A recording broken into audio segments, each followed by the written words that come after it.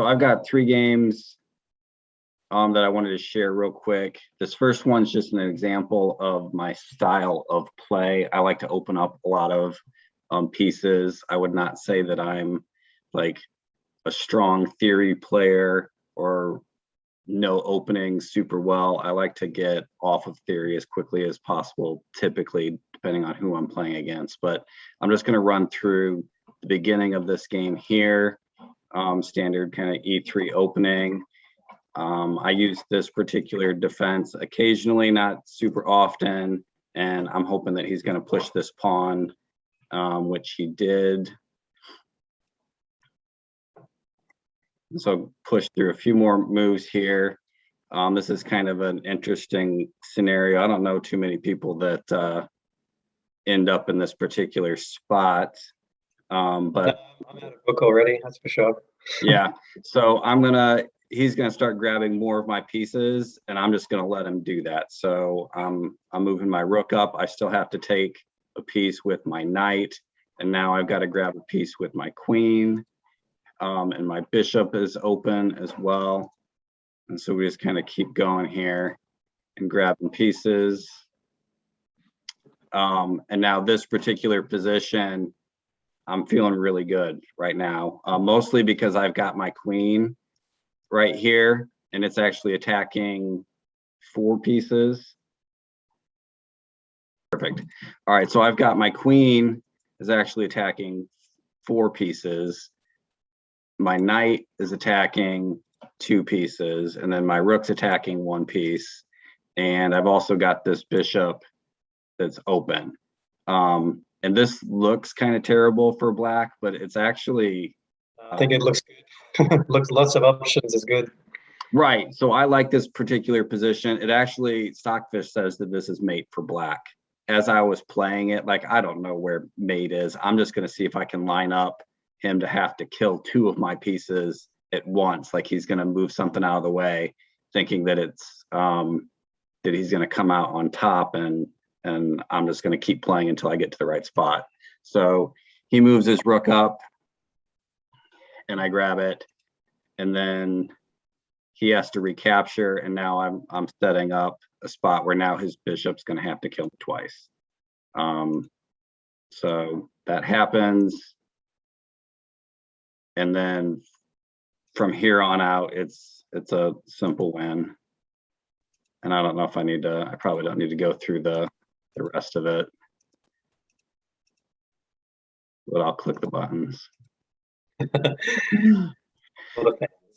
All right, so victory, easy enough.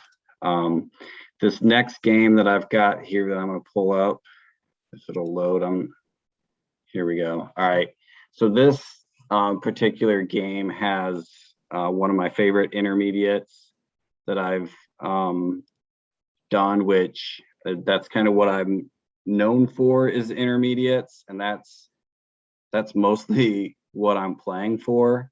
I'm not really, most of the time my strategy isn't to even get to an end game. Like, I want to win right from the middle or the beginning. I mean, winning from the beginning isn't as fun. That means they've usually made a horrible blunder. But so this particular game, this is we open, nothing too special here, Lyrid Art defense, and it's pretty standard. So I'll jump through these moves fairly quickly. Moving his knight out's not super common there, so that's a slightly different than that I would normally see.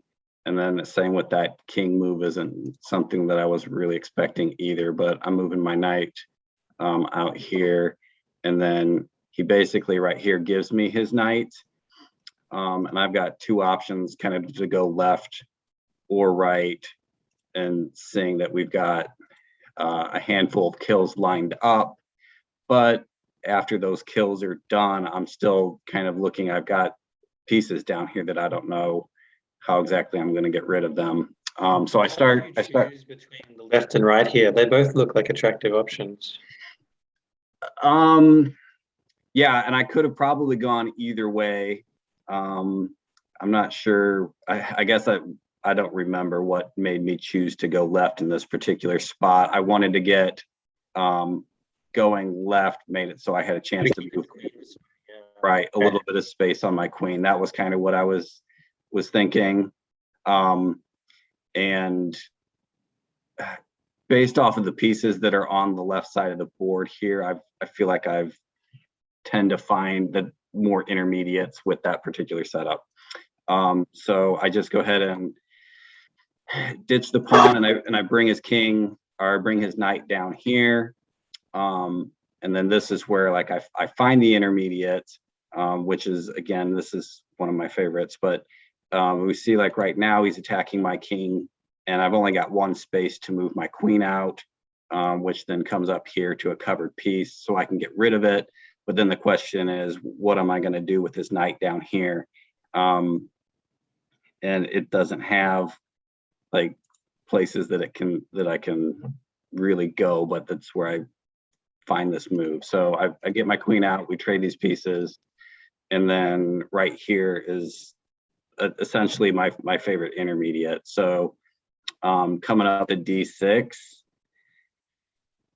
and what this does, yeah, the discovered attack on the pawn. Yes. So I've got the discovered attack on the pawn. So by moving to d6, I'm getting the supplying the target for the knight, and then I have the discovered attack for the intermediate, and then also then supplies the new target for the knight all at the same time. And I've played lots of games. This is, I don't know if I've ever duplicated this particular move before. I've plenty of time I've used discovered attacks for intermediates, and I love it every time I do it. I think it's a lot of fun, but this is like moving a piece to get the current target and then supply the intermediate, and also to supply the new target is just amazing for me. So I thought this was good. And then I kind of get fortunate that this knight is lined up perfectly to take the rest of the pieces. So he resigns here, but I've got just slowly move up this pawn to win. So there's that. Nice. Yeah, so there's that game. And then the next one I got is just one of my other favorite games that I've played, where I found like a long intermediate that's fairly complex and has different branches to it. So kind of running through this game, another e3 opening, and I come up with this defense here, which again is not common, and is honestly, it's pretty terrible. Trash defense. So this is not a good position. It's not really doing anything other than being off theory. So most players don't exactly know what they're going to do to combat this. And I see a lot of strong players that will push this pawn up, and I've played enough of this line that I'm going to push here as well. So then we're going to trade some pieces off. He comes here. I can either take with my pawn or my rook, because we've got these two spots are covered, so either one's safe. I kind of like leaving my pawn up here because it gives me a chance for a trap. If I'm able to kill this pawn and his rook is still sitting on a1, then it's going to have to kill two pieces in a row. In this particular game, like, I don't really have an easy way to get to that pawn, so it's not likely going to happen. Yeah, that thinking is really interesting because, I mean, for me, yeah, I probably would have taken the opposite way, just because I would have thought eventually maybe king comes to b2 and I lose a move, and yes, yeah, right, and that kind of happens. That kind of happens in this game. Like, he threatens that, and I have to respond to it. So this particular, then, like, I think he's just developing his knight to give his rook some space. I move up to e6 here, mostly to block in this bishop so that it can't get out, because my knight's probably going to have to move. But now I've got this particular pawn's covered twice now. He brings out his queen. I don't want to get my rook open because he can just slide his rook out of the way at this point. So I kind of just trade those off. And then now he's moving his king over to kind of threaten to come and get this double kill lined up, which technically he's got his rooks would be doubled up on the back row. So he'd have to be careful getting it set up. So then I move my queen out, threatening this space, but also with this pawn as a target, because if I'm here, then I've got this, what I was talking about. And so this pawn on c4, the fact it's undefended becomes really important, doesn't it? yes, and that's one thing that I look for when I'm playing my games for intermediates is having these undefended pawns. So this, like you said, so like this pawn on c4 is an undefended pawn, and so any pawn that's like sitting in this fourth row becomes a target, and really any undefended pieces. So when I'm looking for intermediates, I'm looking for the spots, and now I've got too many circles here, so let me remove some of them. But I'm looking for the pieces that are undefended, and to see like where can I go to get him to move past if I need to. So he goes ahead and he moves up to d3 to cover this pawn, so that that position, that target that I was going for, is now not there. So I have to come up here and grab his rook, and then this is where I'm looking at the board and I'm saying, all right, this is the exact opportunity for an intermediate, because if he comes down here, then he's got to attack here or here, although I don't have, I mean, I guess technically I could move my bishop out here to be attacking this piece, but then if my knight's covered, so really I've got to be using my knight. That rook pattern is a pretty common one when you're looking for intermediates, isn't it? Yeah, for sure. And maybe at some point we can do another video. I've got an entire study on that. And I've got, in that particular study, there's common exploitable positions. And so I've seen them. So this is kind of interesting. So what I do is I move my knight out here. So now I know I've got this free piece. But I had to do some calculating first. So I'm moving out. He's going to capture here. Then I'm going to capture on d3. Then he has nowhere else to capture but on h8. And then I'm coming here. And this is pretty crazy. So could I ask you, I mean, do you actually fully calculate these sort of positions, or is it kind of intuitive? So it depends. It is intuitive for me. When I guess like I know what to look for, and I've seen like patterns of positions that I know, like, oh, if I can get a 2-kill intermediate, I can move him 2 spaces past. But I do actually do the calculating. So like for this one, this is complex. I did do the calculating before I made the move. And if you're playing on your phone, I don't know that you can necessarily do this. This particular game, I happen to be playing on my computer, so I can use these circles to do the counting, where I can just quickly go 1, 1, 2, 2, 3, 3, and I can see that after 3 moves, he's got to take my knight if he captures on this piece, and then I've got to win. And then if he decided to come up instead, I've actually essentially got a second intermediate. It's still the same intermediate, but if he decided to stop it, but he didn't, so I could then grab here and then also grab here. Still the screen, the circles. It's I mean, it's interesting because for someone like me, I just play on my phone, so I don't really have access to these sort of aids. But I suppose if you do, yeah, they would help you a fair bit, wouldn't they? I think so. And I play on my phone quite a bit too. And I would say that, like, so when I get to these positions, I'll count them out kind of using my finger and try to hope that I count correctly and don't forget. But it's mostly just numbers. And this particular one's fairly long because I'm looking at 5 unguarded captures. in a typical intermediate, like most of the time you can get away with just doing one capture, one free capture, and it's good. Sometimes you have to do two. I've got complex ones where I'm using multiple pieces to attack free pieces. So anyways, I'll skip forward here a little bit with those first three captures each.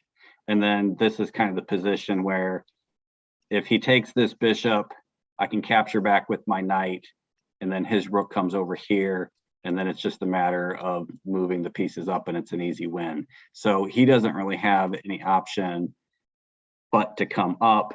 And so now I've got two more free captures.